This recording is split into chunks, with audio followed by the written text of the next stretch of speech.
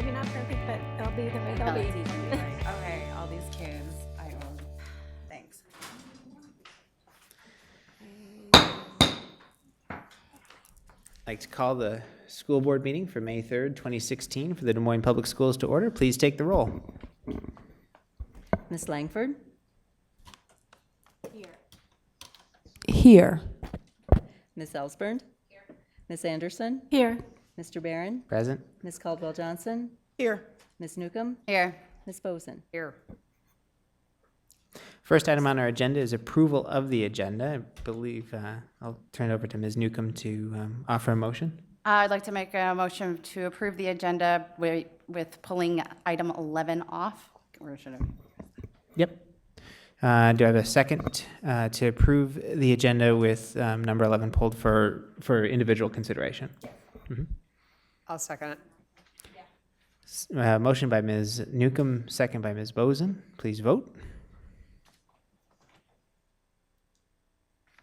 Motion passes 7-0. Next item on our agenda is approval of the minutes. May I have a motion and a second to approve the minutes from April 19th, 2016. Move approval. Second. Motion by Ms. Caldwell-Johnson, a second by Ms. Boson. Please vote.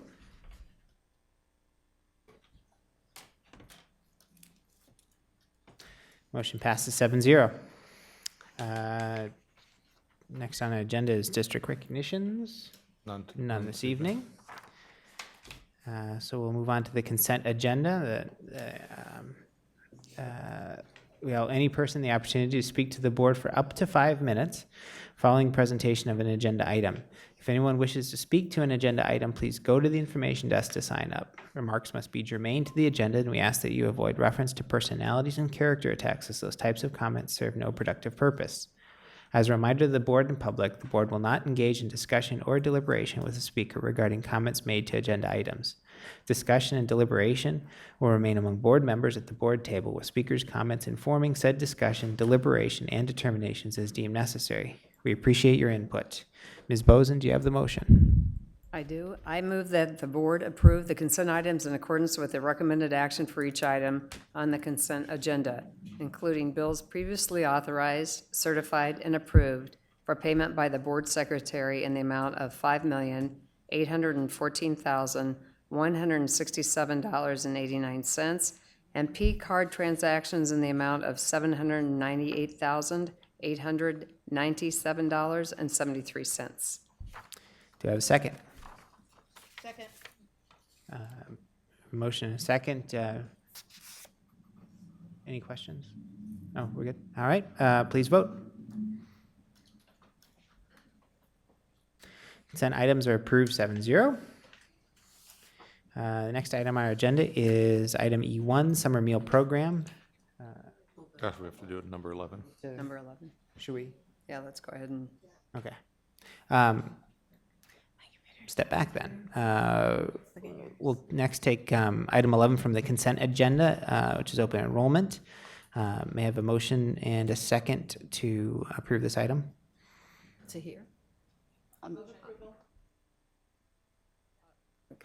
Motion by Ms. Caldwell-Johnson, second by Ms. Langford. We have one person who's requested to speak to this item. Ms. Smith, please step up to the podium. 1,000 times over. First, I ask that you hear me out as a parent and then a board member.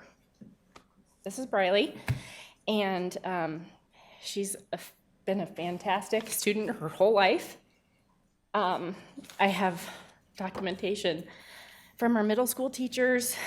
I have some information from her doctor. It's been a rough year at North for her. She dances competitively, and that's not an option for her at North. I work in Johnston and have for the last 11 years, and I drive by their high school every day. I own my own home in Des Moines. I have a 4-year-old that I'm going to put at Oak Park in a year, where she loved Harding. I am just asking that she have the opportunity that any high school student should have if they belong to part of whether it be a softball team or a dance team or something extracurricular to look forward to doing each day and developing relationships with her peers. And she doesn't have any place she fits in at North. I've been so misinformed, and I've gone about this probably not the right way, but thank you for the time. And, you know, diversity plans and Iowa codes and minority versus non-minority. This is about her life and her future.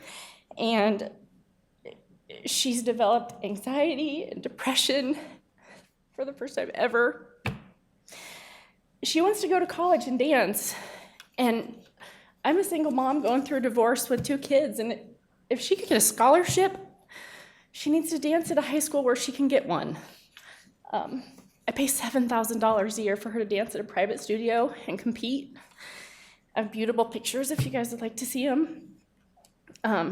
So transferring from the district has nothing to do with not liking the district. I don't want to move. I don't want to sell my house. I don't want to uproot her or her brother.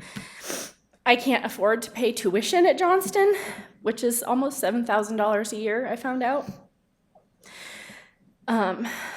I know that with dance, there's not the 90-day varsity code restriction because it's not governed by the Iowa Girls High School Athletic Association. I've kind of done a little homework. So ultimately, I'm just begging and pleading to let us leave the district for her. I'll give you Cruz when he turns 5, and I hope he has Mr. Tams. He's awesome. But I'm just trying to save my daughter's life here. And I'm just pleading.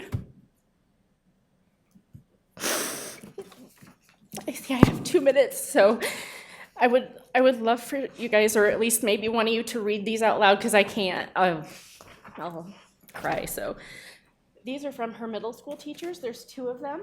Just writing about her character and how well she did and academically. And I also have a letter, like I said, from her healthcare provider, which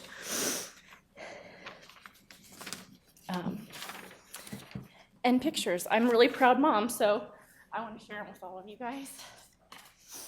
And she's probably going to be embarrassed, but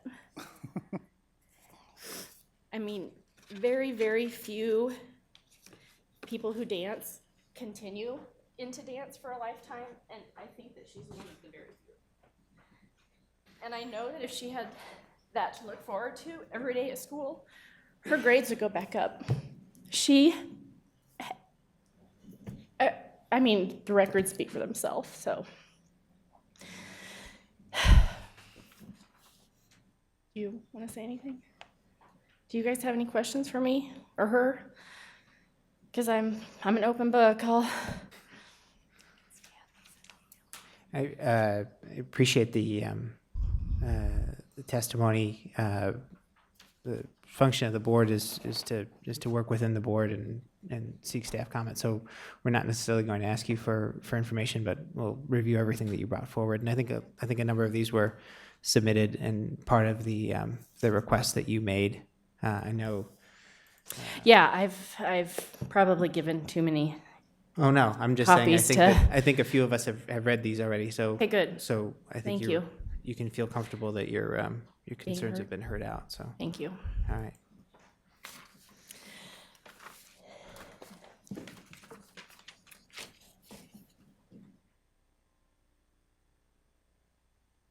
Yes, it is absolutely. Yes. Are you?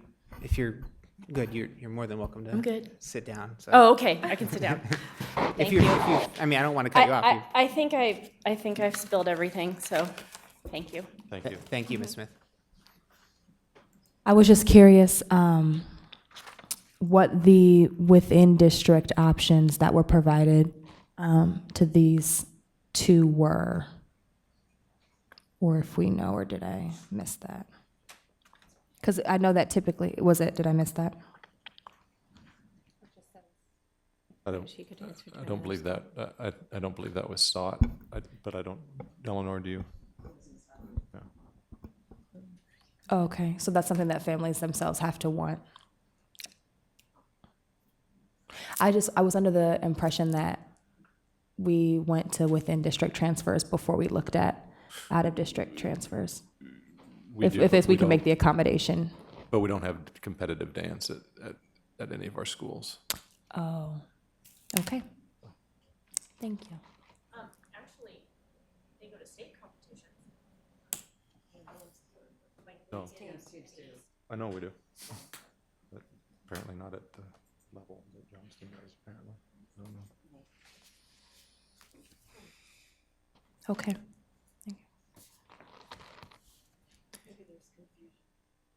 There may be. We'll revisit this. Other thoughts, questions? Well, it sounds to me as if maybe there's a little confusion about what is actually offered at Des Moines Public Schools. So we do have dance team, and I'm assuming dance team is dance team from high school to high school. Maybe the level and caliber may be different, but we offer dance team. Isn't that correct? I believe so. Right. So. Do you mean at North? So I guess the question, and I'm trying to follow up on Ms. Langford's question, which is, What's the difference between the caliber of the programs that are offered within our district and then at the district that you're requiring Johnston? yeah, and I think it's just all competitive dance team. I don't know that there's a distinction that's drawn about the level of competition or anything like that. And most people who actually do dance team actually do dance outside of what's happening at school as well. My daughter was in dance team, not at school, but so at a studio. That's what my daughter was also. All of Mr. Schott follow up with you tomorrow. Yeah. Yep. Make sure we're not missing something there. So should we Table or act on this? Should we table it? you're having If there's follow-up? additional What do we need to information that do? we think might lead to a,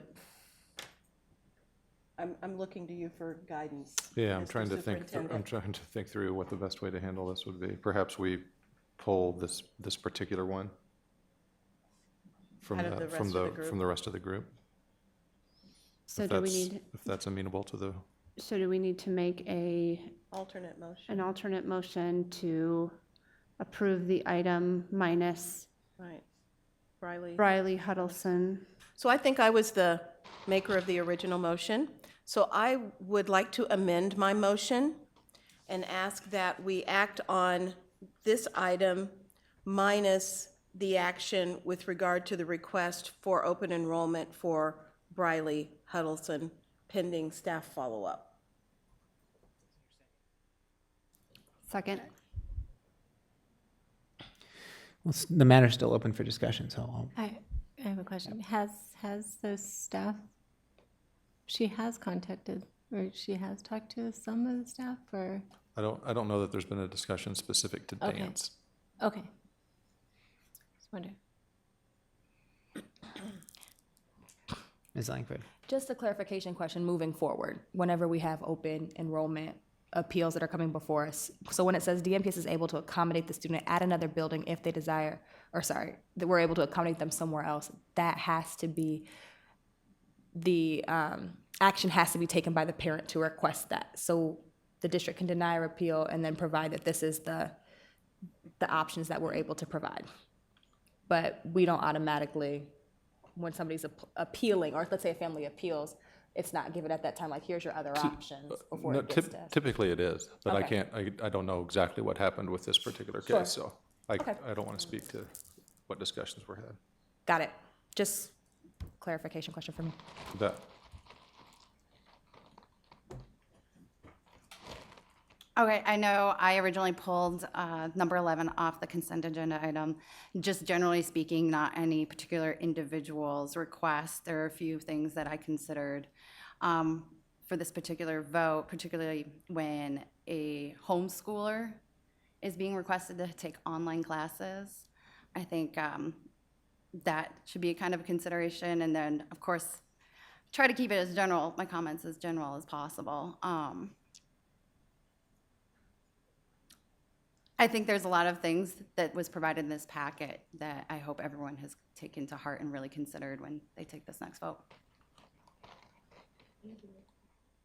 Well, the homeschooling, the well-being of the student and family, particularly certain circumstances that seem to appear that it would be kind of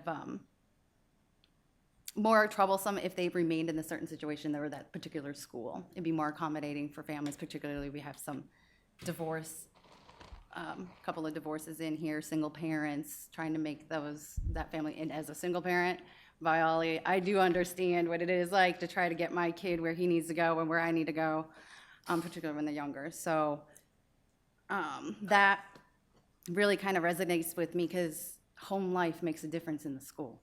Your education, it really does impact that. So it really gets to me.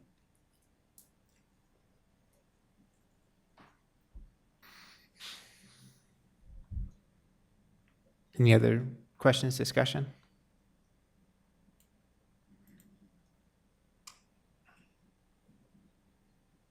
The only point that I would make, that I made to my colleague over email last night was that this is absolutely a difficult situation every time we deal with these, because this is really the one area in which individual students come before us, and we're a board that operates the way a public school board should, and that our actions are in setting policy and monitoring achievement and monitoring limitations, and it's a state law that these can be appealed to us, and we're fulfilling our role, but it makes it rather difficult to sit in judgment on these on a weekly basis. That said, I think the way I look at it is two ways. Either you trust in the process and you trust in the people that are putting that in place for us, or if they're not meeting the expectations that we have, then we start that conversation about what needs to change, and that conversation should always be directed towards, in this case, management limitations, I would assume, and within our policies.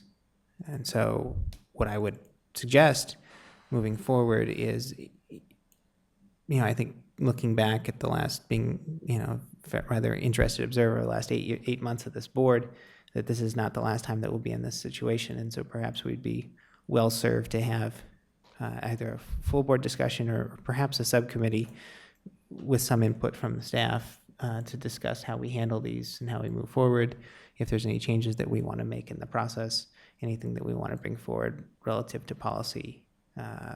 So I will put that suggestion out as well. Can I respond to that real quick? Absolutely. Okay.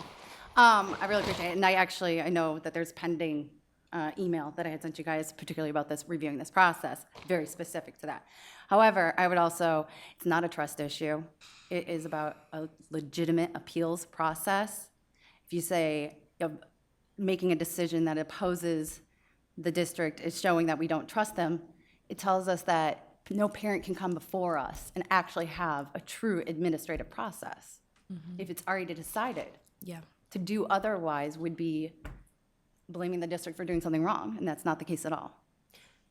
I have a comment.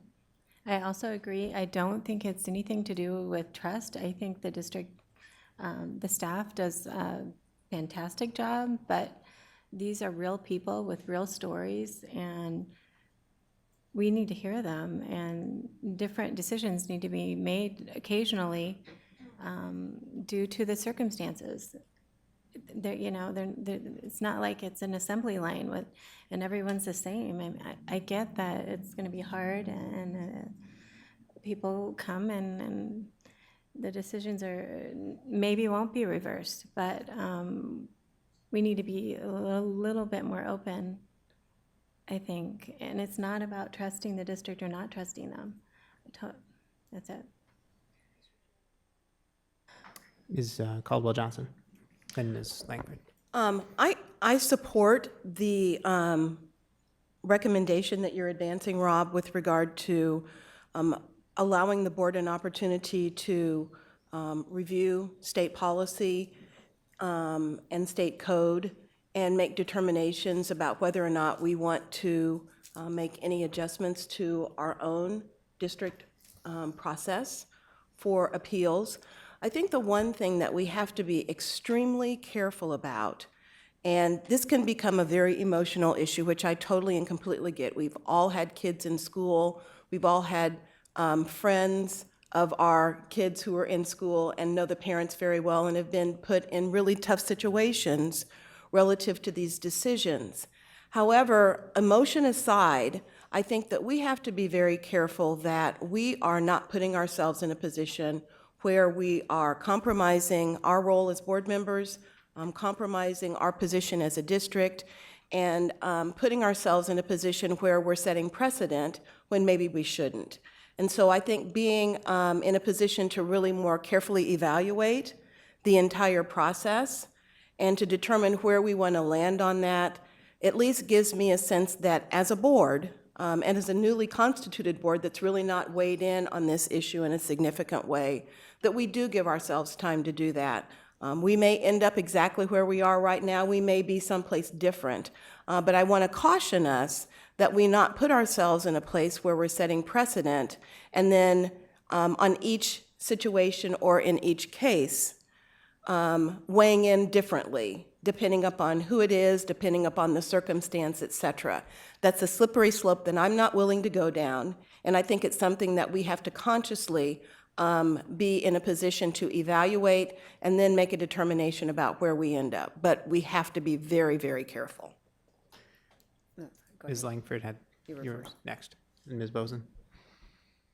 I think the one thing that's made me uncomfortable about this process so far is, once again, how we communicate with families in the district about their role in this appeals process. And if families are taking the time to come and to present their case thinking that they have the opportunity to appeal to the board and that decision is rolled into a consent agenda item, that just does not sit well with me as a person, as a board member, recognizing that we do have a process though, and that we aren't going to be able, these decisions can be very emotional. We can't have we're feeling one way about a decision one day and then we base something on another decision the other day. There has to be some sort of equitable measure for which we do this, but I'm no longer comfortable with the way that we have it as is, right? Like if parents are going to come and take the time out of their work schedules with their families, we've seen multiple families come since I've been elected since September, and them not necessarily understand what this process looks like. I think it may be time for a revamp. Yes, I would also agree. I think Ms. Boson was next, actually. Oh, I'm sorry, so sorry. I was just going to echo what Terry said. I think that this is a very emotional issue, but we have to have a process in place that works, and we need that bigger discussion. Because you are going down a slippery slope. We've been there, and then we've tried to build in more consistency where there's a more formalized setup so that everybody's reviewed on a very consistent scale of how things are, what options are given. I think that the office has much improved in the process, but I think it does, to your point, Mr. Barron, we do need to have that discussion so that we come to a consensus on how we think things should be handled the best. Ms. Anderson. Yeah, I agree with what you're saying. I understand what you're saying, but I agree with Deanna because I feel like the parents are coming and they don't fully understand the process, and so that's the problem. Well, that's what we're saying. Have everybody understand the process. Well, I know that we need to understand it, but it's hard when parents come, and we have been here since September, and they have been coming, this isn't the first parent that's come up to the board. So, so anyway, that's it. Can I just add a couple of points? Please. And I think it's a very good idea for us to revisit how the whole process works. A couple of things, though, just for clarification. There are appeals that are granted that never come before the board. Right. So I think it's really important that people know that it is not an assembly line, and every single case is looked at as a separate and distinct case, as a separate and distinct family and person. So there are a number that do get honored that then don't come before the board. So just so that's clear. Eleanor takes this work very seriously and is very thorough in making considerations. The other thing that sometimes happens as well is that despite our best efforts to help our families understand that we need all of the information when considering the appeal, sometimes not all the information is provided until they see that it's denied, and then they come to the board with more information that the staff wasn't privy to at the time of making a decision. So granted, we certainly need to revisit and make this as good a process as possible, but I do want to make sure that people know that this is taken very seriously by the district staff, but we always want to improve it as well. Appreciate that. Further comment, discussion? Ms. Newcomb? Real quick here. Sorry, as I'm trying to, emotionally but physically showing all my emotions here. Thank you. I don't know. I do recall bringing this issue up a couple of months ago and having a completely different conversation. So appreciate the consideration on this. Because obviously it's something that we all care about. And I don't mean to imply that the district is not taking it seriously. I do believe reasonable minds can take the information that you have provided us and come up with a different answer, a different vote. And I really appreciate everyone keeping an open mind when we do read these and don't become just suddenly a part of the process situation. So I think our parents really value and would really appreciate, as you stated, maybe looking at the process so they know that they really are being heard, particularly if they take the opportunity to show up maybe once or twice to have a conversation with us about their situation, because every situation has different circumstances. So thanks again. Appreciate it. Nothing to add. No. Well, if there's no further discussion, then I will note that we have a motion and a second to approve item number 11, polling Ms. Huddleston's request for further staff consideration. Please vote.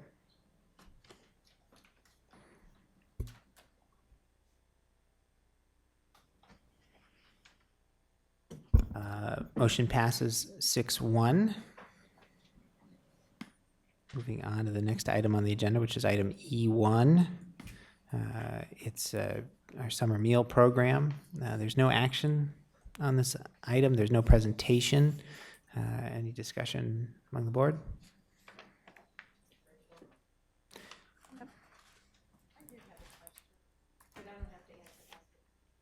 Okay. Okay. Fantastic. Our next item then is item E2, board governance policy changes. This is a discussion item. For board members new to this process, so any board governance policy changes come for 2 readings before the board, and the second reading it's an action item and we can vote. So tonight is just a discussion item. There are 2 changes that the board governance policy subcommittee met and approved over 2 meetings. They are in your packet. One is relative to policy 1.6, board communication with staff, and then the second is policies 2.1, 2.2, and 2.3, which is really a breakout from 2 policies into 3 that separates students into their own treatment of students policy, groups parents with volunteers and owners, and then treat staff in their own policy. I'll leave that open. I think folks have had time to review those. Is there any discussion on these items? Ms. Ellsburn. Okay, let me go to, and I keep looking at treatment of where we had volunteers with staff, and I keep tossing this back and forth. So it used to be treatment of staff and volunteers, right? Right. As you just said. And now we've put it with parents, owners, and volunteers. The only thing that I wonder about is that when a person, whether it be a parent or otherwise, enter the school as a volunteer, they are essentially governed by the same rules. They become a volunteer employee, essentially. So I've been thinking about how does that impact, and maybe it doesn't in the treatment area, but when I think about a volunteer going into a building, working with students, I would think that they would be subject to the same policies and expectations as an employee when you think about confidentiality of students, of other staff members, all of those things. So I don't know that it applies here, but that's something that I've kind of been thinking about.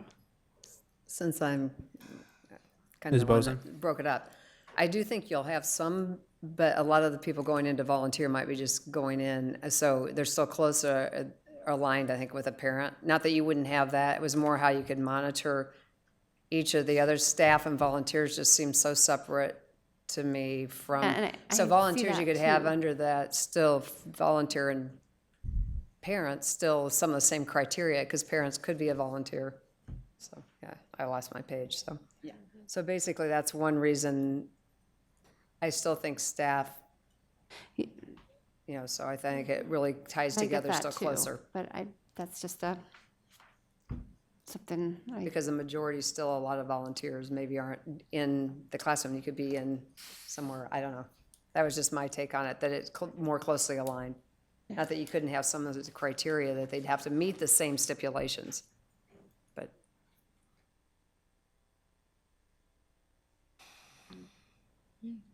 That's a very, actually very fair point. I think that'd be a nice segue to get guidance from our superintendent. Well, I think we could make the argument either way. I do like I do think the separation of students and parents makes sense because it allows us to report out more specifically around students. Not that there isn't overlap, but that part makes sense to me. I have a question about owners and what is intended by that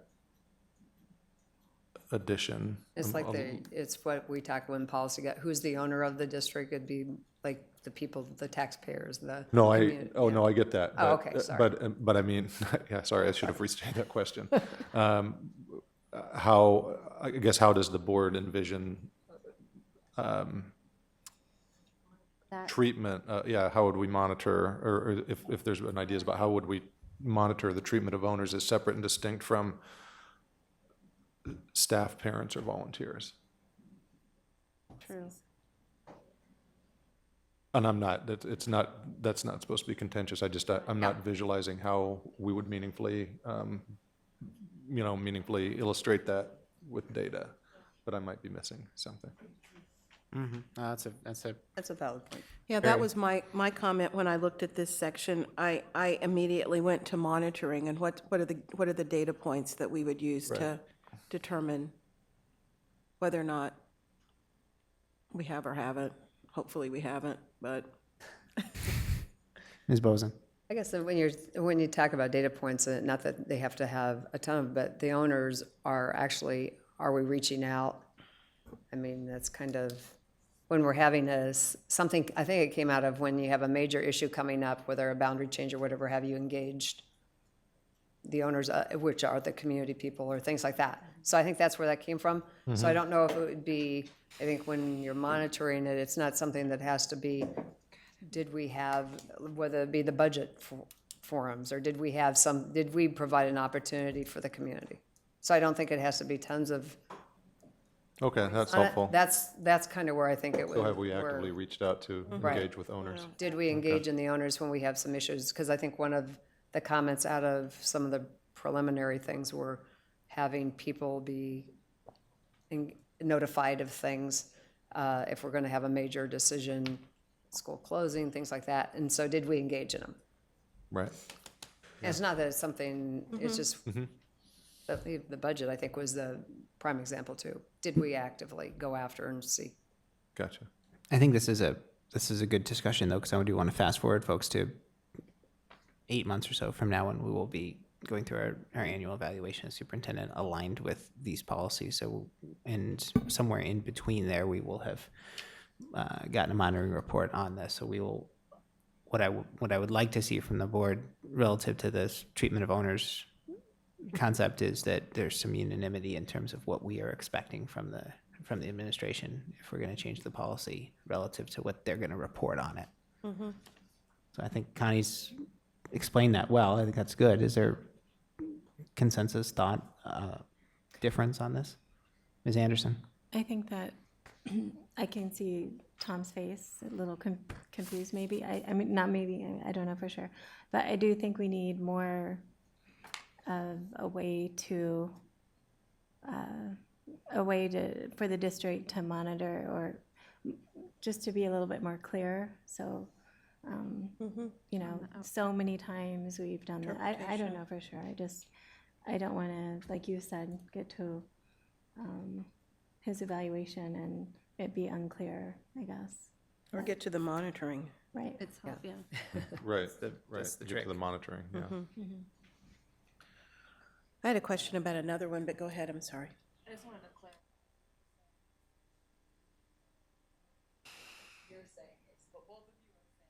Is that we need to set specific measures in place, particularly around the owners and how we're going to measure how we're engaging them.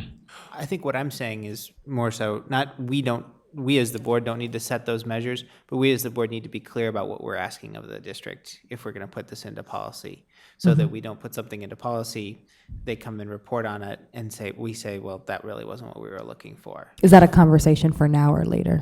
That's For me, I don't need to have it now. I just want to make sure that I had an understanding of what the committee had intended when we're owners talking were about- referenced specifically. I think we can parse that out as long as as Rob said, the board as a whole has the same concept in mind when they reference owners.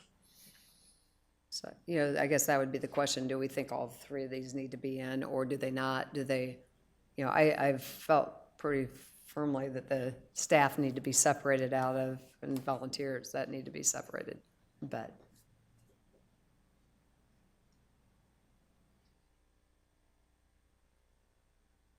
Ms. Langford. This is a minor question, but I guess I'm still trying to understand the picture of who the volunteers with the district are and what they do. I know we have so many different types of programs, you know what I mean? But I still haven't seen any example in any of our data about like what a volunteer is doing for the district, or, you know, I mean, is that like are there examples? What are volunteers doing for our school district? Oh, they're doing a lot of different things. Chaperoning events. That's coaching. We have volunteer coaches. We have mentors that volunteer. We have readers that volunteer, tutors that volunteer. Okay. I'm sure there's other ones I'm not thinking of right off the top of my head, but That yeah, makes it's sense for me. It's I a pretty just was- wide range. Yeah. See, Salisbury. That's where I'm sorry. That's where, so they're working directly with students. That's where I A feel lot like of them it's, are. Yeah. I feel like it's a different deal. And maybe it's not with staff. Maybe that's something. Maybe it's a separate point in and of itself. But I don't think it goes with parents either. There's a lot of parents that are There are. volunteers, so, Parents volunteer, but, yeah, or when they, parent or a volunteer. yeah, which, right. Exactly. Right. That's a good point. I do kind of agree with Cindy. I almost think it should be separated out, maybe. I don't know. Yeah, because when I think about it, when I walk into a room, into a building where my kids are, and I'm a parent and I'm volunteering, I kind of leave the parent part behind in that situation, because I'm working with other kids and other people's kids, and I'm not treating them the same as my child. I might get in trouble. Yeah, so I'm just still uncertain about that. I do feel like it is a separate issue.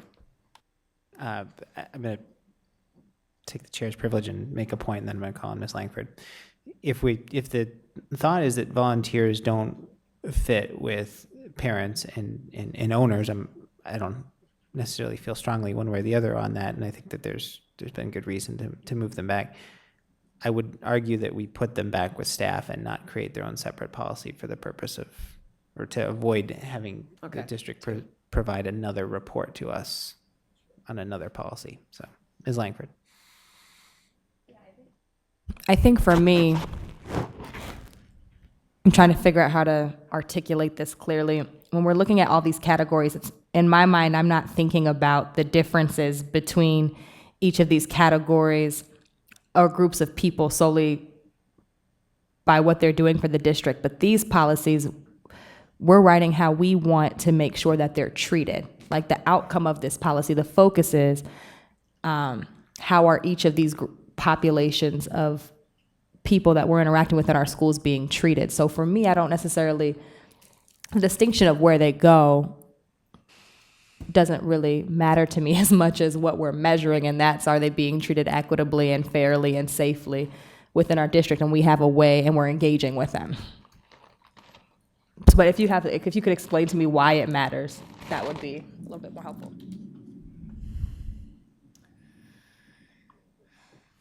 And that, yeah.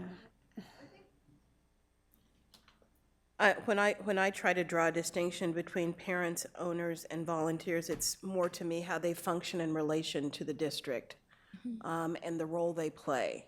And a volunteer plays a very different role than a parent does and an owner does, although an owner could be a volunteer and a volunteer could be an owner.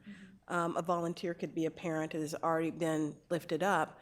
But I think that how they function with regard to the district, to me, is the distinguishing point. Because we could have someone who's coming in a volunteer role, dealing with, as Tom indicated, our students in athletics or dance or whatever, that requires a whole different level of treatment, if you will. And when I say treatment, I use that term loosely because coming into the building or dealing with students, aren't there specific requirements that we have of them for student safety, et cetera? So fingerprinting and all of those things, which is to be distinguished from what happens with a parent or an owner who may not be a volunteer, but is interacting with students, but in a completely different way. Right. Is that fair? Yeah. Yeah. Yeah. Thank you. Ms. Langford? You don't even have to raise your hand anymore. I'll just Just see my face. sense your presence over there. But to me, then the question is, I don't want to spend too much time on meaningless things, but then like, what are we measuring? Because if all of the policy is to be measured, so we come back a year from now and we're looking at this and we want to see that we're doing these things, how does that change what we're measuring from each of those groups? Is it that with employees and staff, your points are being, and volunteers, that they have different guidelines that may, or restrictions that may impact what we measure from those populations to make sure things are they're being treated fairly, equitably, dignified, with dignity, versus the parents and the students? Or I guess I'm just having a hard time saying like how that changes what we're measuring. Well, I think it, because I completely get your point, because we want the same result, right? But if you think about so we have, 32,000 plus students, so you have to figure we have, 65,000 parents, let's say. And our ability to engage with that entire group of folks looks a lot different than, say, a much smaller group of volunteers who we may see one time only, or we may see repeatedly, over time, depending on what their volunteer activity is. And then employees who we have every day, spend the whole day with them. So what we're able to report on, it just looks very different because of, like Terry said, just the nature of the interaction. So while we can try to be reporting out on the same outcomes, the measures have to be very different just because of the nature of the interaction with the district, if that makes sense. Makes perfect sense. Yeah. Could I ask you, Dr. Ahart, I got a question for you here. In the existing 2.2, which is treatment of faculty, staff, and volunteers, we, the number 1 underneath there talks about the written personnel manual. Is there anything in our written personnel manual that governs or guides how we treat volunteers as a district? Not in the personnel manual. was my assumption that there wasn't, so I'm not trying to set you up here. Right. Then looking at what is in 2.2, which would be 2.3 with this new policy. So if we were to move volunteers back with staff, I would point out that there's really nothing that changes from whether they're with parents and owners or with staff, because the header, the top part of the policy for 2.2 and the amended 2.3 are the same. Everything that's underneath the existing 2.2 and the new 2.3 that deals with staff is fairly explicitly deals with staff. There's nothing that relates to volunteers within that language. So the other way of thinking about this is, what do we want to say about volunteers? Because we don't really say anything about volunteers other than we want them treated the same way we want everybody else treated. And so in that case, it doesn't necessarily matter which policy they fall under. That's kind of why I think I moved them over, because everything was talking about staff and volunteers weren't staff. Because again, as long as we monitor and make sure, because the volunteer, the one could be that make sure that they have their background checks and make sure some of the basic kind of things, that they provide. That's why I think it was, again, it's more looking at how do we want it reported, and how are we going to, when they're doing a monitoring report, what makes more clarity so that we see a monitoring report that we're not saying, well, we didn't cover this, this, and this, or we didn't cover, because what about the volunteers? Well, the volunteers are a small part of the staff, but over on the other side, it might be a little bit more. That's what I think it kind of came back around, was looking at kind of the end monitoring and how it's going in some of the discussions we've had after our monitoring reports. And this was one that we had the biggest, I think the staff one was one of the biggest discussions. It didn't have this or it didn't have that on it. So I was trying to get a clear picture that staff employees are separate. They have different measures that we might be looking at. Only because a lot of it's, so that was where it came from. But again, I don't think it's a huge difference where it goes, as long as we make sure that we have, to your point, something about it there, or we put it over there and we monitor it. So. Ms. Anderson. Yeah, I just have a question for Tom. The AmeriCorps workers, are they volunteers or are they staff? Because I know they get paid. They're Where do they fall, I guess? as staff. They are staff, okay. Because I know they kind of volunteer, but they're getting paid, so I didn't know Yeah.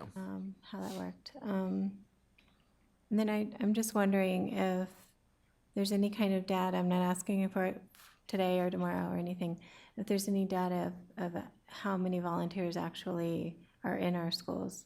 Maybe we don't have that. Yeah, we have some pretty good numbers on that. It's not all inclusive, but we track that pretty closely. We don't capture a lot of those one-time things that field could trips be, or something like you that, could yeah. call volunteer, but yeah.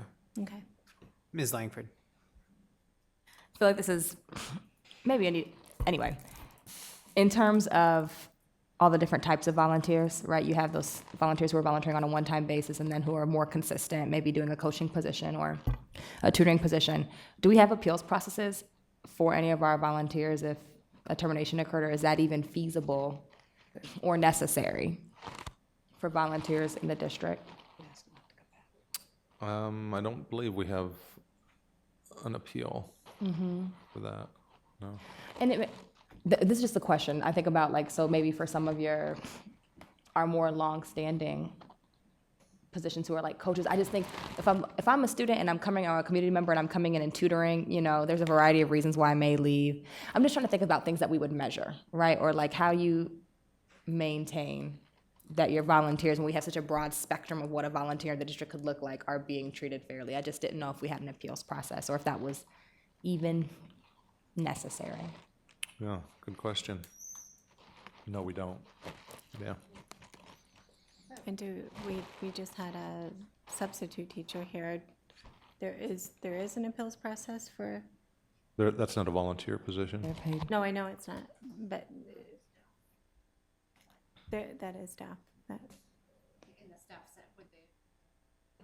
Would they have appeals in the staff section of policy? Yeah. Is that what you're asking? They do, okay. All right. I was just going to offer, if we're going to maintain 2.2 as it's being proposed, treatment of parents, owners, and volunteers, I might offer that in number 1, the superintendent shall not fail to engage the parents and owners when major issues come forward. I might offer that we would include volunteer there as well, because there could be issues where that may be required. And I would hate to exclude volunteers from that if that's intended to be a part of that entire section. I'm going to try and kind of pull this one too to conclusion. I'm not sure that we've gotten a lot of consensus in terms of whether volunteers belong in 2.2 or 2.3, but I'm more comfortable with it in 2.2 than in 2.3.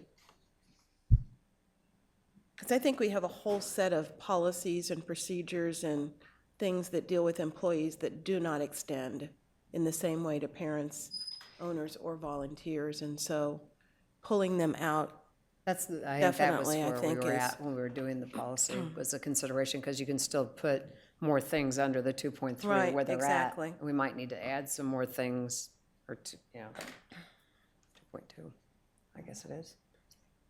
well, then I think there's semi-consensus towards keeping them in 2.2.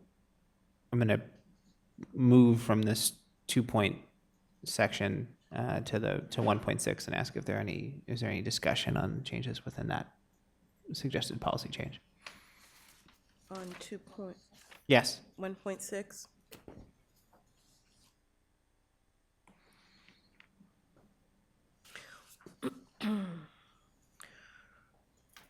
Well, I would just offer that we had a lot of conversation about this when it was originally introduced. And I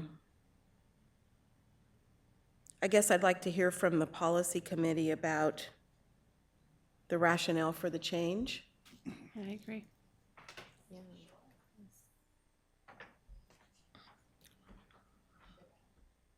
Please.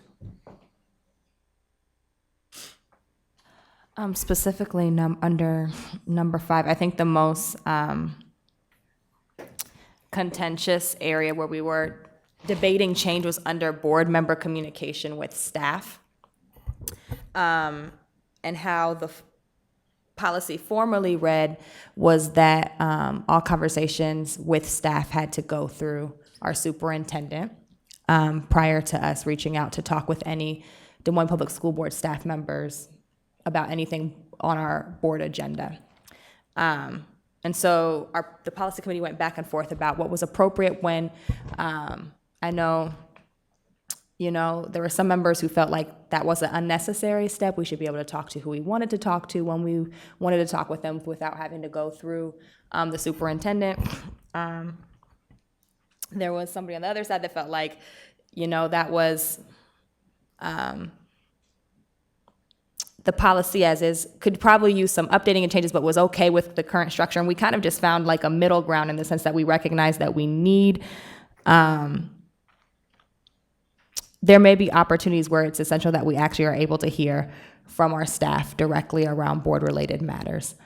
And in the spirit of transparency and us being able to engage with district member or staff and employees around issues that matter to them and wanting us to be able to hear their voices, we thought that it might be an opportunity for us to update our current policies to reflect that. Does that make sense? We did a lot of debate back and forth, so I don't know if I did not represent your voice as well. Please, give your thoughts as to how you fit into that discussion. But we came to a space where one of the biggest considerations was how do we do it systematically, so we're not just getting information, recognizing we all have our biases and people that we know within the district. How can we actually get information that's organized and systematic and still directly hear from staff?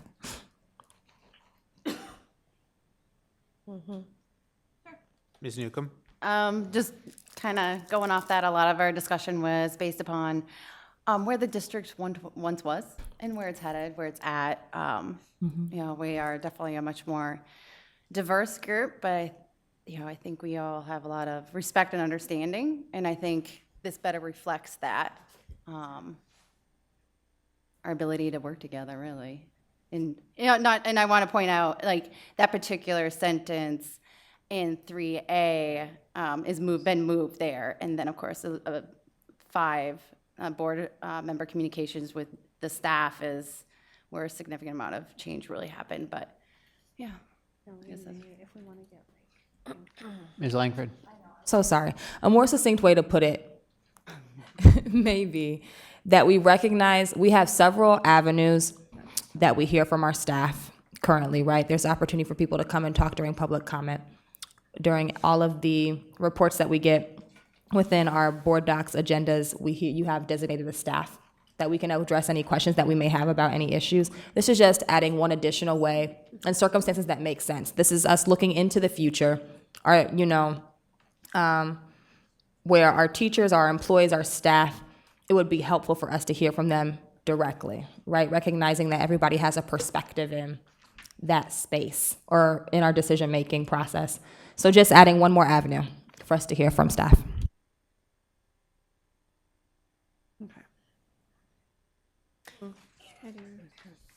Ms. Anderson? I don't know about the 4 weeks, I guess. I think occasionally there might be something that comes up that we, might require less time than that. So I'm a little hesitant to, for every, just like we were talking about, different things come up, and we want to make sure that we're able to address them quickly and not say we have to wait for this 4 weeks or something, I guess. I thought that was in reference to the town hall meetings. Right. Is that just only Yes. town hall? Okay, that's where I was Yeah, it's confused, for sure. because you'd never get a good representation. You'd never be able to get out to people if you really That's truly only wanted to town hall. have Okay. those open conversations in a shorter time frame. Yeah. And I guess we also wanted to defer to Dr. Ahart on his perspective of that time limit too during discussions. It's kind of an open point for us. Well, in general, I mean, I think that the existing policy can use some change. What I feel like with these suggested changes is that we're almost erasing the fact that I'm the only employee of the board and I'm responsible for the rest of the staff. And to me, it feels like too big of a swing in the other direction, that there's no reference to, chain of command and so forth. So. It's in there. I guess I must have missed it. Yeah, it's on It's under 3A. 3.A. It's Board board members members- respect the chain of command at all times and lack authority to assign work to DMPS staff unless explicitly authorized by the board. And I think there's another reference to chain of command somewhere. I think we removed it. Oh, you removed it and put it there, okay. Higher. Oh, I see. So- It's moved up to a different Ms. place. Langford?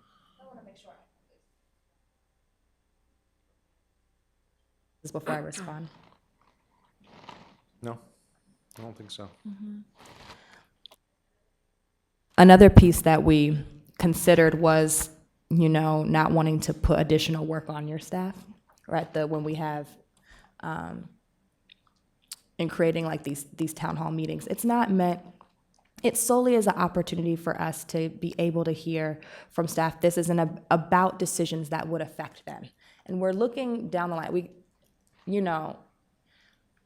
I don't know what situations could arise or would arise, but and this isn't something that we would want to pull out on a regular basis, right? But if there's something that was going to directly affect teachers or employees, the idea of like focus groups, right? How do we just hear, right? So we have multiple avenues from which we're gathering information to make solid decisions that affect, the district as a whole.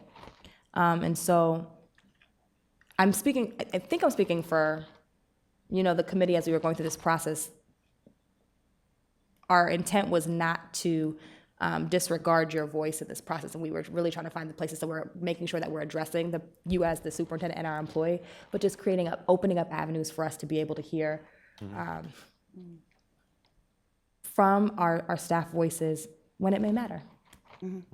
And for, Nope, go ahead. and for what it's worth, the existing policy had never put a restriction on staff talking to us. The restriction was on us interacting proactively with staff. And I think, though, this does open that up more broadly, and I think you're right about that. I think we tried to be somewhat deliberate in crafting this town hall option, not as the only way to do it, but as a funnel, as a suggestion of how to do it, and then maintaining the chain of command language, which was significant to me because I vividly remember discussions about the amount of work that board members were intentionally or unintentionally putting on staff, and so I wanted to make sure that though there was concern with that language, that it stayed, and it felt more logical to me that it stay in the section of the policy that talks about board members not exercising individual authority over the organization. Right. So Yeah, I was going to comment on that too, because you and I were, there is a chain of command and there's a process, and nobody has been sure. To me, everybody's had opportunity to have plenty to say. We have public hearings, we have all the opportunities to come as anyone else. So employees have never been not able to come forward. It was us, to your point, it was a restriction because of issues that have happened in the past. And so sometimes policies are put in place based on how things have come up that, yes, we can look at and review at it and see, but there were some incidents that came up that kind of compromised what was going on at the board table. So I think that we have to be very cautious of that and understand our role as a board member versus, everybody has opportunity to come to the board. And I think this gives another opportunity. Some people might not feel that, but they have had opportunity. Ms. Newcomb, you've been waiting, and Okay. Ms. Carter-Thompson. No, that's all right. I know I'm talking a lot on this. I just want to bring up kind of how we keep the conversation kept going, because I know you and I had a lot of conversation during this policy development, and I think we've struck a good ground. I always like to go a little bit further, but I think it's great. It acknowledges that we all are individuals. We all have our viewpoint of how we are to be responsive to our district, as well as respecting Dr. Ahart as the superintendent, but also being responsive to our duties as our role, as well as reflect more so that we respect one another in making those decisions and having that ability and a little bit more discretion that was not provided earlier in the policy. And I think we'll all be better off for it because we'll have more discussions like this. We'll all have something to talk about. It'll be great. So. Terry? I just had a question, and maybe I'm just not reading this the way it was intended, but under 5, board member communication with DMPS staff, we've taken out the old A, and instead we've inserted the new A, which reads, board members invite communication with DMPS staff on board matters. And then we move over to item C, which says if board members are contacted by DMPS staff without the permission of the superintendent, board members will follow the board policy, board member communication with owners. I sort of feel like those are not consistent. It's like we are inviting it, but you got to get permission before. I mean, it's not consistent to me. And so and I'm not on the committee, so I just put it out there because I think if we're going to go so far as to move in almost the complete opposite direction of where we were, then we have two sections here that are in conflict with one another. I agree. I would disagree. I think inviting communication is one thing, and then 6, which is board member communication with owners, which didn't change, lays out how that communication should happen.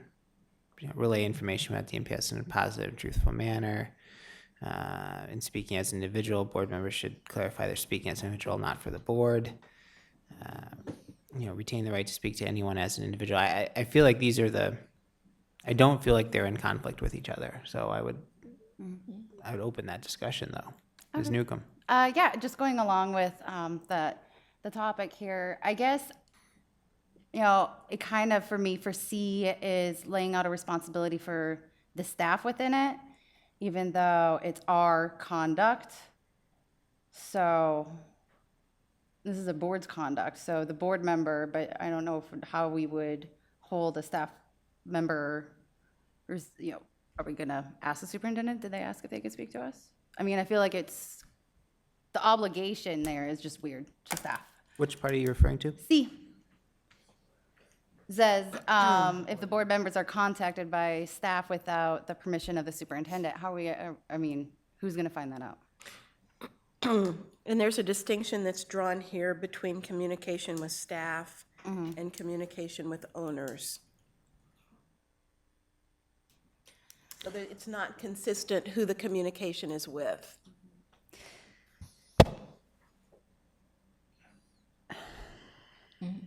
I'll jump in while you think about it. Can we just cross C? I'll propose. I don't know what striking the language does to clear this up. Can you explain? Well, it would remove that language requiring Des Moines staff having to get permission. It would, I guess, not link the board communication policy with owners. However, I'd be happy to work with us trying to find a way where staff become owners. Staff aren't necessarily owners. I know, but we're Right. putting them in a But we're situation putting- where they are. Yeah, the reference here is in C, if board members are contacted by staff, they are to refer to the policy, board member communication with owners. We don't have something that sets out what board member communication with staff is. So we're lumping staff into the owner section, So, right? yeah. Number 5 is board communication with With staff. staff. Yeah. Right. I just wonder if we need to take some more time on this. I do. I Yeah. think we do. Yeah, but I guess my concern with it is, and I'm not satisfied with how it reads now. So, but the person that the board charges with the responsibility for the entire district is the superintendent. And certainly anytime there's going to be any sort of change, people will be impacted. And so what I'm wary of, and why I think this policy exists in the first place, is that people who don't have any responsibility for a particular change, but may have motivation to resist a particular change, and don't have any accountability for even providing accurate information, or may not even have complete and accurate information, will unduly influence how the board responds to things that come before the board, thereby undercutting the ability of the superintendent to effectively manage the district. Can I? Ms. Newcomb. Sorry. I know I've been talking a lot. I hear your concerns. I can see where they're coming from. However, I do have the ability to discern information, and I would like the opportunity to do so and be able to determine those things. I mean, you have access to us all the time, and I think we owe credit to each other that we have this. I mean, we could Google and come up with anything. So, yeah, some people may give us incorrect information, but there is always ways and avenues of finding more agree. information. There's abundant information. Blocking information just seems like the lack of, more No, I'm error not, to happen. no, I don't want to block information. I just, it would be nice to know Who's asking? more clearly what communication is happening. Yeah, we did do quite a bit of discussion on that, and It feels like that's been changed pretty dramatically here. yes, because we felt that. Well, I don't know. I feel that we have the ability to discern that, and I think we also can acknowledge when we feel that it's something that actually should be addressed at the superintendent level. When no intent of withholding information, I think is it. I think it's an ability to access information. Ms. Langford, then Ms. Anderson. Okay. I think I was next. No, I hear you, Tom, in terms of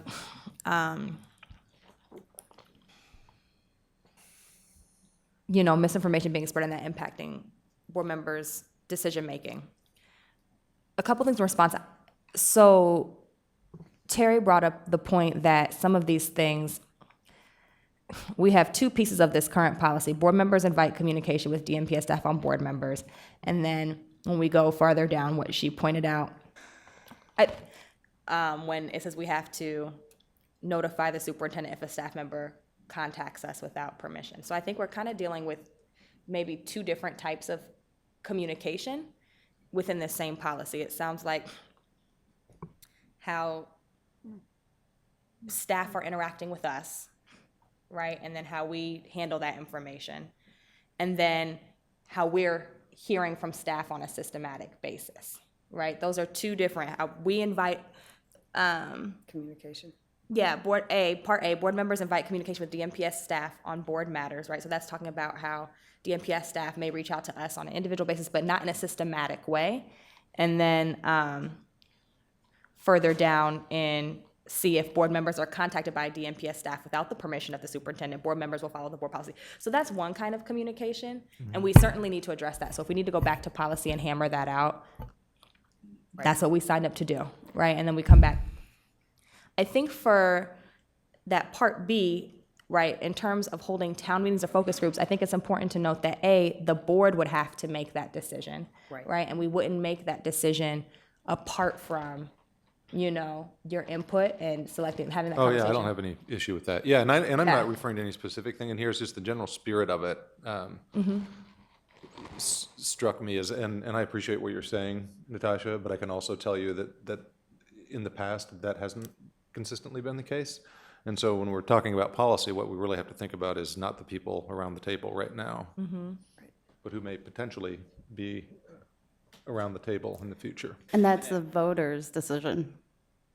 I know, So but that doesn't, but to No, me, but- that you still need to make sure you have good policy. All right, Heather's been waiting. Thank you. I don't know if I understood what you were saying, Tom, earlier. I mean, I kind of do. I get that you're ultimately responsible for the entire district and the staff directly under you do an awful lot of work. But so do the teachers, and so does everyone. And is there going to be misinformation? Probably on both sides, right? But I feel like we do need to hear their voice, and we can discern, like, okay, this is credible, this is not credible, or here's a pattern that I'm hearing over and over again. How do we deal with that when there's a pattern of maybe one topic, I guess? Well, I guess I would say I have no desire to chill any communication whatsoever. And I've nothing- never once nothing within ever this told anyone to policy say, does don't that. talk to so-and-so. What I'm talking about Yeah, specifically is getting to something that's been discussed, and we're moving forward on a path, and then not having, as a superintendent, the opportunity to counter information that people based a decision on, because I didn't even know that information was out there. and that board members were acting on that information. That's what I'm trying to I think avoid. it's- And as ridiculous as that may sound, that has absolutely happened a number of times, not exclusive to this board. I'm not pointing fingers at anyone. I've seen it happen in a number of occasions. So all I'm trying to do is make sure that I have no desire to chill board communication. I would just like to be in the loop to understand what the conversation is. So this has been a good conversation. I think it was raised earlier that this should go back to the committee for further deliberation and work, and I think that's definitely what I'm hearing as chair. So I'm going to suggest that we pull this back to the committee for another discussion. So if we have any other comments, we can just send those to, Yeah. okay. Ms. Langford, real quick. I just want to make sure that when we go back into that discussion, that we actually are understanding what are the main points of contention among us as boards. What are we going back to rework? And if there's going to be an avenue to hear what your thoughts are and the rest of the board. So is that what Ms. Terry was talking about, emailing to you, or? Well, I've been taking notes on what folks have been saying, Okay. but if there's other thoughts that you have or things that have not been expressed, or for that matter, things that you just want to reiterate, then, anytime, absolutely email us. Yeah, I apologize because I wasn't taking notes. I was really caught up in the conversation. So just wanting to have a systematic place, or I don't know if we can pull together a document of everybody's thoughts on all of these policies before we go back, just so we're not going back and reworking from. Scratch. Right. We understand what exactly the board wants us to reconsider or think about or flesh through.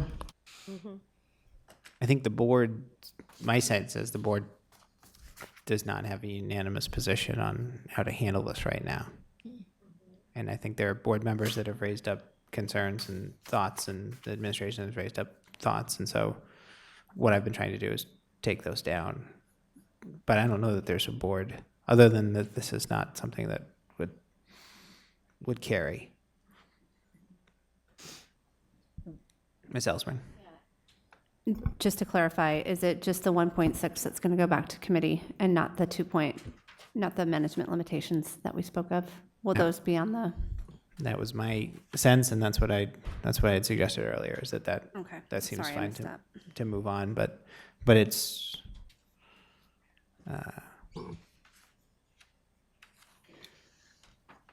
Okay. Well, I'm going to move from this to our next item, which is another discussion item, board budget for professional development.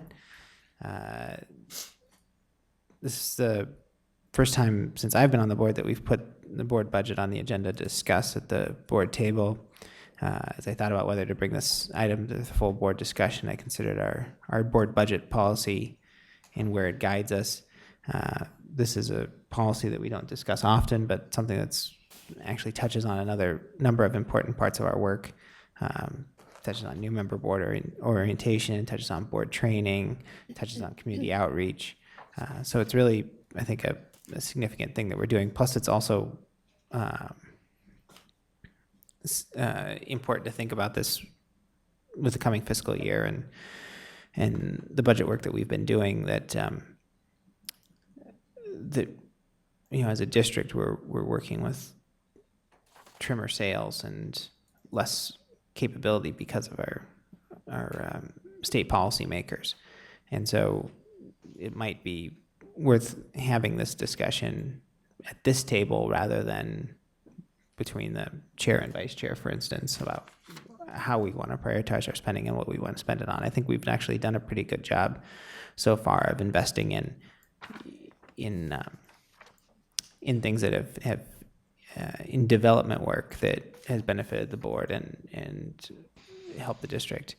But those are kind of the comments I wanted to lay out on this as we start this conversation. So I will open it for discussion.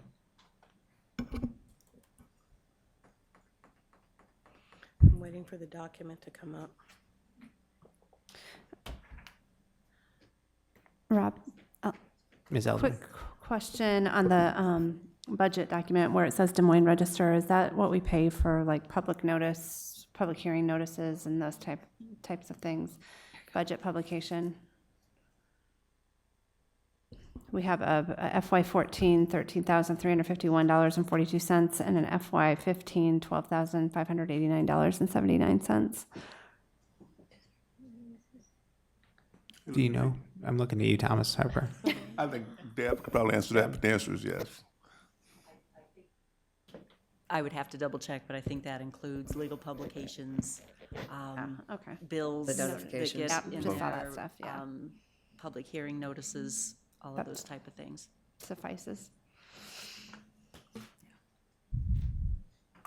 Ms. Langford. Just the miscellaneous professional services. Oh, we haven't had those in recently, so I guess it doesn't matter. And then are the board policy governance consultation and the board coaching similar?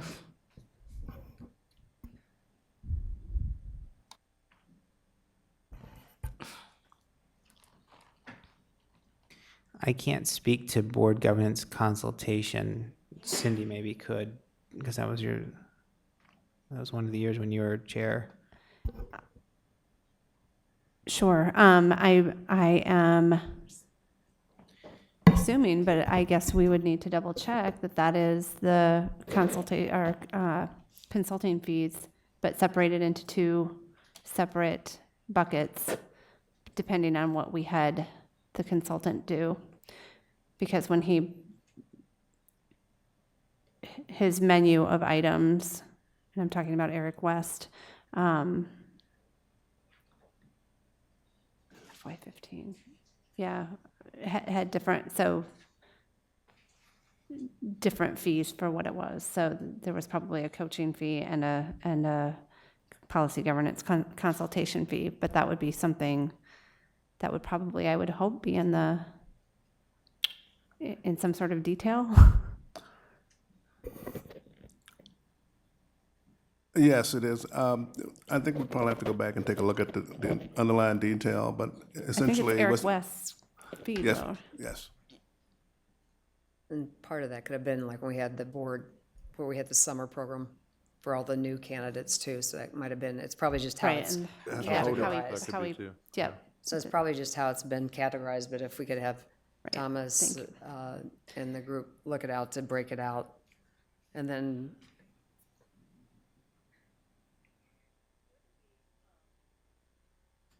Where do we budget our membership for the Council of the Great City Schools? it's, Oh, good point. Not in the Because it's not board. in there on We the have last 2 years. UEN and IASB, but not the council. And I was asking that question because I was trying to determine, how do we determine what's budgeted here versus what's budgeted elsewhere when it comes to district memberships? I understand the Iowa Association of School Boards because that's us specifically, but very much like Council of Great City Schools is for urban districts, the UEN would probably comparable, but it's just the state. So that's what caught my attention on that. must be under the district. It is budgeted in the district, and I think probably the rationale when we did it was that, based on the type of services that they offered, that it had a much more tie to the district than it does to the board in particular.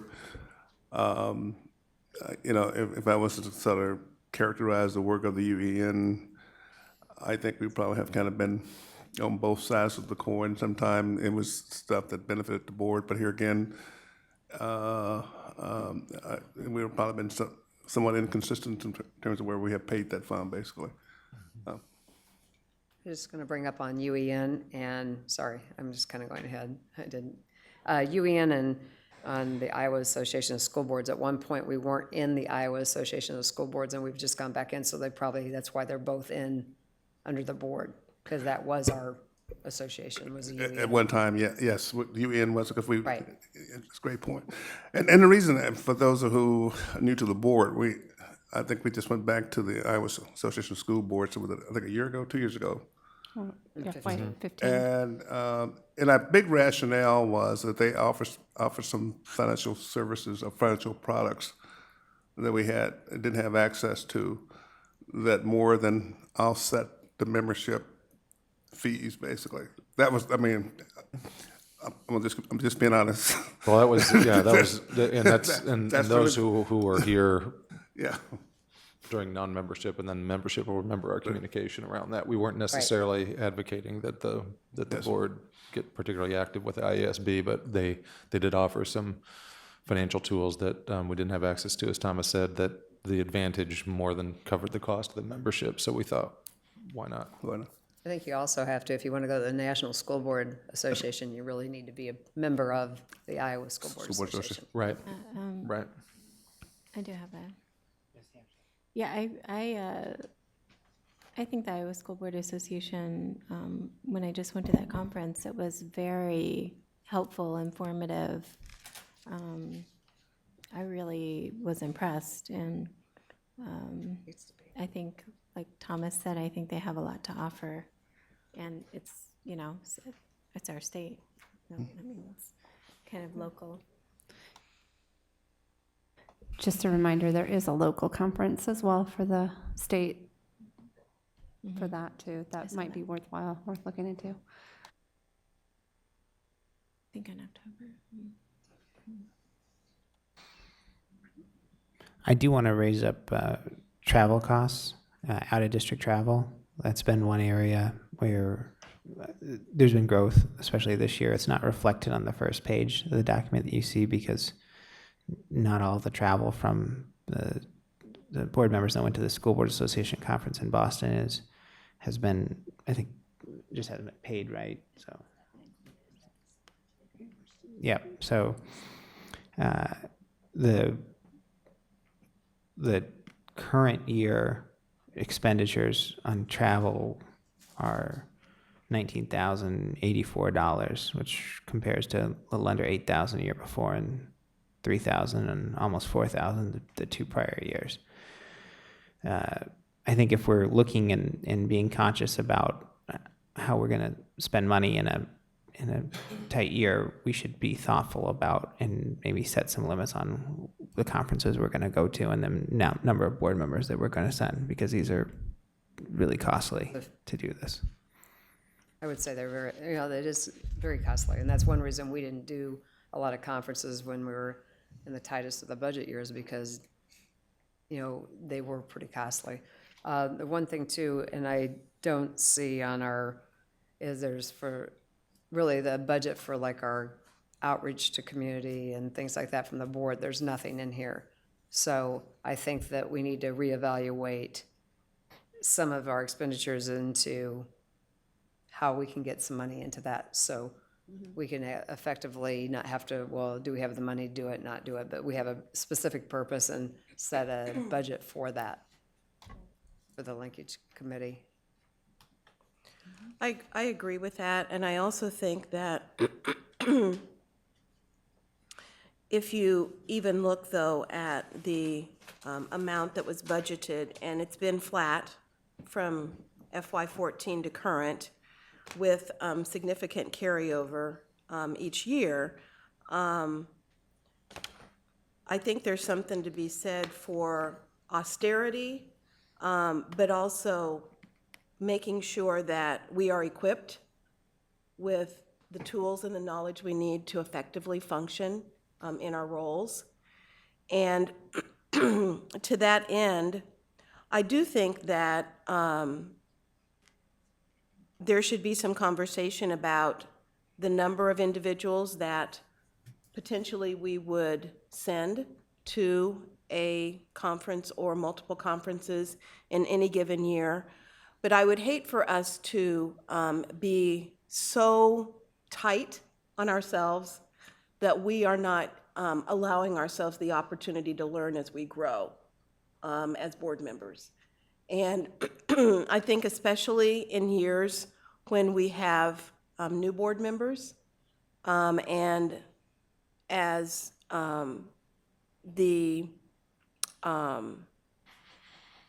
don't even know what the word is I'm looking for, as our board continues to change over time, that we do have to be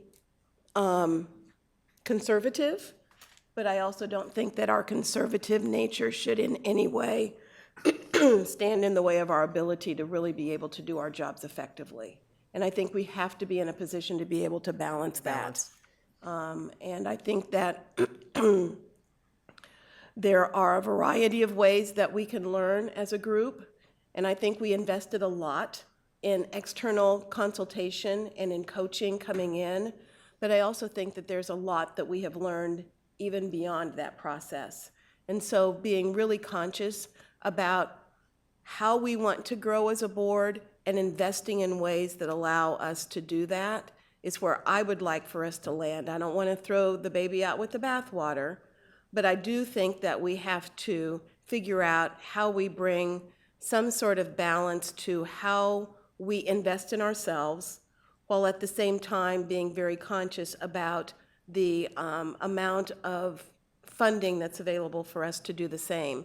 And I also think that we invest a lot in professional development for our staff, and we should not be shy about investing in ourselves as well. I would just offer that we should, if we're investing this much money, we should make sure that these are things that are benefiting the full board. And that there's, so let's bring stuff back that, because you've talked about this, the report card thing that you got from School Boards Association. That's the type of stuff that, we should be bringing back and we should be sharing for this investment. Because I can tell, like the board coaching stuff, that's an investment. That's an equally significant investment dollar-wise, and we all feel that stuff. I think if we're going to invest that money in traveling to conferences and things like that, we need to bring that stuff back and share that with the board and have it impact the work that we do. Yeah, because I would agree, because the last conference, I don't think we ever got to hear, we never got the full reports, so we should take that ownership on us, that nobody came back with what they learned in San Diego, really. So we had the meeting, but we never had it follow through. So I'm just saying, to the point, we've got to figure out as a board too, if we're going to go, or, I understand what Rob's bringing up too. So, and, we have set forth a whole, kind of the professional development for the board, so that, and a lot of those were a lot more retreats and things, and that all needs to be budgeted into, because that will take more dollars than what we've had in the past, because it was, if we had, did we adopt that, finalize it, or whatever, where we had different criteria we put together on the different months? We listed the month when we were going to do the different things, and if we were going to go forward with that, then that has to be part of this budget, because then that, if you have any special, consultation or any individuals coming in to help process the process, then we will need to add that to the budget, which we've never had, because we've never had a calendared event for board retreats and work sessions to that degree that we've got planned anyway. Ms. Langford. Can we, at least for the current year scheduled time, either at our next work session or, that's already after a board meeting, to actually hear, what took place at the last two conferences this year, and then maybe just moving forward, just plan whatever conferences we go to, and this is when we're going to do our board update. Yeah, so we could all take it, just like you said, take it back and move forward, because I'm sure you guys are getting so much, we are as a board getting so much awesome information. This is the place to move to set a date for us to hear. I think I've made a note on it, and I've got a few other things that have been in the queue too. And I'll talk to Terry about that. We'll make that a part of agenda planning.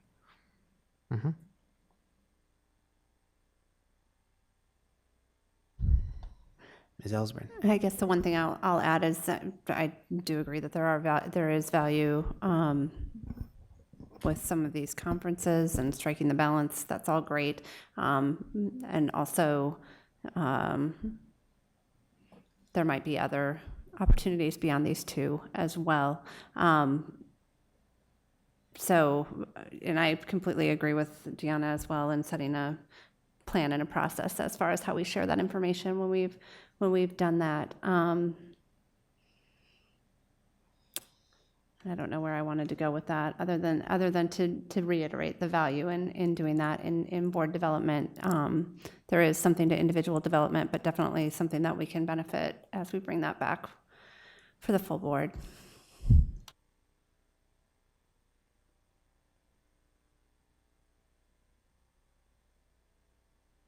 Any further discussion? So where do we Annie? go? Well, I think relative to the board development stuff that you, I think, had a subcommittee that Right, proposed a calendar. I think it's worthwhile for you to explore some options to, okay. now that everybody sees, what our expenses look like and what is there, to kind of come back to the board at some point in time with maybe some possibilities for what we can add to that calendar relative to cost, and we can make a decision as a board in terms of what we want to pursue. Okay, well, so go start looking at costs and see what we can put together in proposal. Okay. Yeah, and Ms. Anderson? yeah, and I didn't know if we ever got that calendar approved. I'm sorry. Cindy and I, Connie, worked on it, Well, we put it all together. I know that we. but I had it. didn't know that it was complete. So just throwing that out there, sorry. We had a discussion at the board table. There was no vote. Right. There was Consensus. not necessarily consensus at the time, but I thought there was maybe close to it, Well, or maybe not consensus within the committee, though. there's just 3 of us in the committee, so I don't, Right, I think maybe just going back to it, yeah. between the 3 of us in our committee, putting some Numbers. more numbers to it, and then bringing it back, and we might, We can break it down then, and right, we we might might just, take some things out or rearrange some things or we can just prioritize refresh ourselves on it, because it has been quite a a while. little yeah. while, Mhm. and then bring it back with all that. Great, thank you. Sounds good to me. All right, well, let's move to items of privilege, chair's report. I do not have a chair's report this evening. I'll turn it over to Dr. Ahart for superintendent's report. It's nice to be back. I have to say, it's strange not being here for a board meeting, let alone two consecutive board meetings. That regulations negotiations process was hugely frustrating, and we fought a good fight, a number of us, from around the country representing schools. And even the big item, the supplement, not supplant, which will have huge impact on not just DMPS, but all the urban districts in particular. I think whatever the department releases as their proposed regulations, if it's anything like what they proposed during the negotiation sessions, I think there's going to be a longer fight on the Hill on that, because there's some express language in the statute that was to protect against the disruption that will ensue if their proposed regulations are followed. So it was an interesting educational experience, hugely frustrating, and I'm glad to be home. So thank you for your patience. That's all I have. Thank you. All right, well, Ms. Anderson. It is Teacher Appreciation Day, so I wanted to give a shout out to all the teachers in Des Moines and surrounding communities. Happy Teacher Day, and thank you for everything you do for students. Very well done. Thank you, Heather. Ms. Ellsworth. And I'll mention too that I noticed the signs on the door when we came in. It's also School Boards Matter Month. So happy School Board Matters Month, everybody. All right. Thank you. Well, I'll gavel this meeting to close, and the board will meet in a work session momentarily. Thank you.